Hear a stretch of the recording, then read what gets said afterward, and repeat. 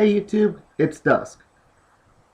This recording is going on during my hiatus. I'm still stockpiling videos. It's going to be a while before I get the chance to upload, but in the meantime, I figure I can do a couple of videos to show you guys some of the cards that I have yet to cover on my channel for Dragonstrike Infernus. For this video, we'll be starting with light, and if I can fit in room for another Civ, I will do so. First card I've yet to cover, Arachnopod. This card is of one of two new light races that have been introduced in Dragonstrike Infernus. The race being Skyweaver. That set is a level 5 Skyweaver with blocker, skirmisher, 4500 power, and its ability is Spyweb Signal. When this creature blocks, choose one of your other creatures and untap it. This could be a good way to counter Andromeda if you yourself are also using a light deck. Our next card, and I noticed as I was going through the preparation of this video that the cards for this set seem to be in alphabetical order. Aurora Valkyrie.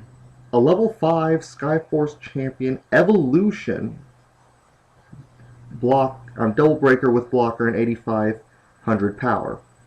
Now, being a level 5 evolution for Skyforce champions, you are not going to get Evo bait out before this thing can come out as of yet. If they come out with a level 4 Skyforce champion later, cool, but as of yet, you still have to have at least another Skyforce champion that is level 5 or higher before you can evolve this thing. But hey, no big deal.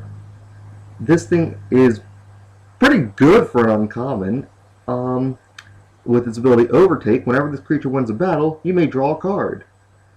Since this thing is probably coming out as early as turn 6, with 8500 power, winning a battle isn't going to be that hard. You're probably going to get a couple good draws off of this. And in the meantime, if you're using a Skyforce Champion deck with the Evos, you're probably also using Ravu the Stormbringer as a backup Evo, which will allow this thing's blocker ability and Double Breaker to be of further use. I foresee a couple people in my area using Skyforce Champion decks, whether they go all out serious with it or just for play. We'll see. I hope one of them goes serious. I want to put a deck like that up on my channel. Next card, Canyon Skimmer. Canyon Skimmer. A level 4 Enforcer. And honestly, this is the first Enforcer that actually looks like it's enforcing the law. I mean, no joke, like 100, maybe 200 years from now, this is what I expect police cars to look like. Just saying. It is a blocker with skirmisher and 3000 power at level 4. Not the best thing until you consider its ability, which as usual tends to balance out a miscalculation of level and power, where when he enters the battle zone, tap target enemy creature. Okay. Enforcer decks that like using Blinder Beetle, now you can have more of that effect. For just 1 level higher and 2000 more power. Very good. Now, this card, I don't think is so good. This is just my personal opinion. If you guys can find some really broken way to abuse this thing, please list it in the comments below. I'm begging you. This level 1 Shield Blast is called Defense Mode. I bet all the Yu-Gi-Oh players are getting a good kick out of that already. Simply put, when you activate this Shield Blast, you choose one of your creatures and it gets blocker until the start of your next turn. Oh, until the start of your next turn. Oh, I thought it said till the end of the turn when I first read this. Never mind, that could have some use. When I thought it said until the end of the turn, then that meant that this thing was only ever good as a Shield Blast. Otherwise, mana fodder straight off the bat. But, not gonna lie, for a level 1 spell, I'd rather use Covering Fire if I'm using a level 1 spell with the Light Civilization. But again, if you guys can think of some decks that absolutely need this thing, please comments below. Now a little treat for you Celestial Dragon lovers. Gemini Dragon. This thing looks really awesome. I've yet to actually read what it does though, so let's see here. A level 7 Celestial Dragon with 6,500 power plus. Double Breaker and Spell Surge.